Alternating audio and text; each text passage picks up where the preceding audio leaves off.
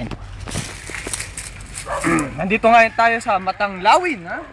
Kung mapapansin nyo, meron ditong patay na manok. Ito'y sinabong, kinain ng aswang. Ito'y manok na kinain ng aswang. Nakita nyo, wala siyang bituka. Nilalangaw. Kinain to ng aswang. No?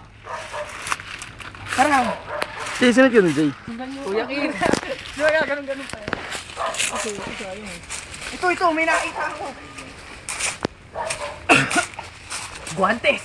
So, ang scientific name ng guantes ay this na naman ito, 5 kamay. Ha? Yan. Ito'y gamit ng mga magsasaka nung 1980s. 1980s. Ang tawag sa punong ito ay Bulokis, bananas. bananas. Ang Bakit tinawag na bananas? Dahil marami sila. dahil marami silang kung mamunga, pero ito isang patay. Hanap ngayon tayo ng medyo Buhay. buhay. Ito ang buhay. Ito isang uri ng hayop. Ito isang uri ng hayop. Kung mapapansin natin ay naka-dress. Ang unang gawa ng dress ng panahon ni Magellan ay si una nagsuot talaga nito ay si Rizal bago siya barilin sa Bagong Bayan, no? Ano ngayon ang tawag sa Bagong Bayan? Luma na. Dahil sobrang tagal. O kasi dati bago, tas ngayon naluma na. Kasi hindi na masyadong pinupunta ng tao, no? No? Ate Gay.